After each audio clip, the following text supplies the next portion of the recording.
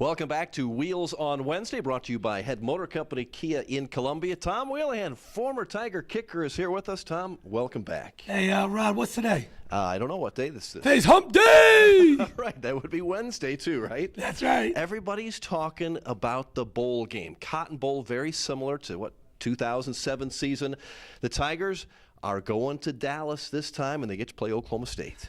I tell you what, folks, the over better be 90 points because they dang near scored 60 down in Auburn in the SEC Championship. Both these defenses got knocked in the teeth their last game. Both offenses want to come out and put out an explosion. I'm telling you right now, it's going to be a lot of points scored in this game. Is it hard to get up for a bowl game when you have not played a game for about a month? I've always thought, looking at past bowl performances, it's hard to know what team's going to show up once they start playing again. It's harder if you've won your last game. If you've lost your last game and you want that big R called redemption, which both teams need on a national level, because both teams are going to go to another level if they would have won their last game, and they did not. I guarantee you on Sunday, both these teams wanted to play their game again. So, these teams will have no doubt in getting ready for this game. Do you like this matchup? I like the Big 12 SEC matchup, and I also think that of all the bowl games you look at, this could be one of the most competitive matchups, I think. Offensively, yes, but Missouri has lost to Oklahoma State. Was it 3 years in a row? And now we've been 2 years out, and they are our state is touching our state in the southwest corner of our state. Oh, no. It's going to be blood in this game. I can hear you one thing.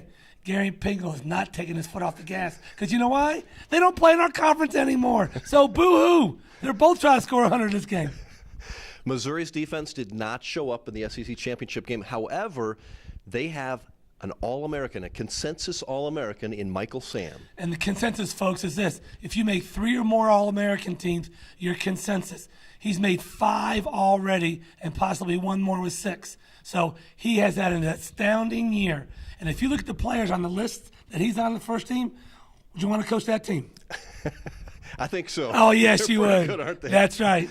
Missouri has had a lot of continuity with their assistant coaches. The Pinkel staff has stayed together for the most part, lost a few over the years, but you see a couple coordinators that may not be here. I'm just saying, Coach Steck has military in the background. Right. Army just fired their coach.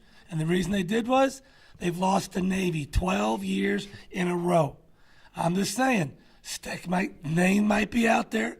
I'm just saying. Number 2, if Mizzou has another offensive outpour like they did this year, Coach Henson, he's going to be on the hot seat. Somebody's going to want him because I'm thinking the running back from Auburn, Trey Mason, if he would have ran for 2,000 yards in the SEC, he would have gotten that Heisman Trophy. No doubt about that in the SEC.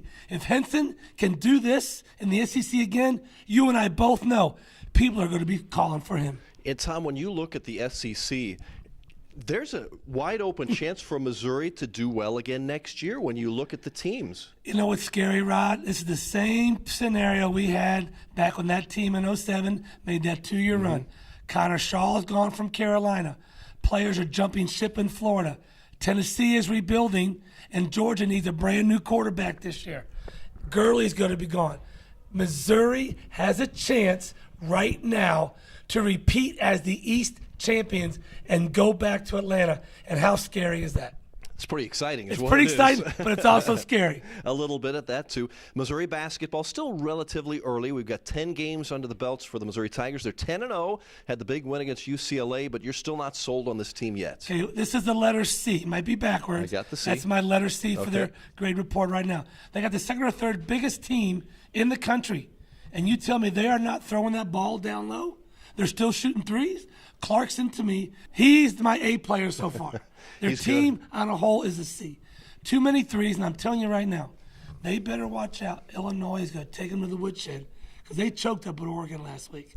It's going to be a bigger game, you think. Yeah, bragging rights game, what a great atmosphere. One of the best in any sport, really. When you get these two fan bases in St. Louis, 50-50, it's fun. Well, Mizzou's won 5 in a row. Yeah. I mean, the law of averages says Illinois is due for one. They don't really have any named players on their squad, but they play together really. It's going to be a great game. Missouri wrestling has a guy that we're familiar with here from Columbia, Jaden Cox, already making his mark. You know, the coaches thought about maybe redshirting him this year. this kid's too much of a talent. He's going to tear it up. He is unbelievable. And now that Mizzou is in the MAC and not the Big 12 anymore, they have a little bit easier way of getting to the Nationals. But Jaden Cox is a flippin' stud. If you ever get a chance to watch Mizzou wrestling, go watch that. He's worth the price of admission. Weird and wild and wacky stat for the week.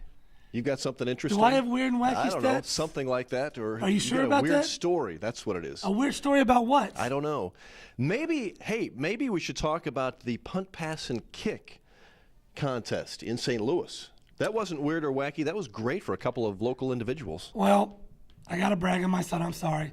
My son Andrew went to St. Louis, and another girl named Erin went to St. Louis as well. 2 Columbia kids won the St. Louis region of the punt, pass, and kick. And if you win your region, then you are able to qualify for the national finals. Andrew, my son, was 5 feet away from qualifying for nationals, and Erin finished first in the country. It's going to be her 3rd trip to the national finals, and she's already a national champion. Well, congratulations, Dad. Well, I didn't do anything. I just chased the balls, but It takes that. It was just fun to watch, and my nerves are all the parents like, it's not your thing, you can't worry about it. But you know, Rod, as kids and as dads, you watch your kids play tennis, and it just eats you up inside. But I wouldn't have it any other way. That's the greatest thing in the world, isn't it? Awesome. We get to see a lot of sports, but when it's our kids out there, it's better than anything else we watch. Do you remember what the weird fact was? No, something about a Statue of Liberty, I believe. Oh, yeah. Folks, I know nobody out there knows this answer because you haven't got any of my questions right. Now, how many Statue of Liberties are located in the United States? 1 is Staten Island. Okay. 2 is out in Vegas. And where is the 3rd one? And people can also jump over it. All right, good question. We'll find out later, won't we? Yeah, so you got to stay tuned, though, to find out the answer.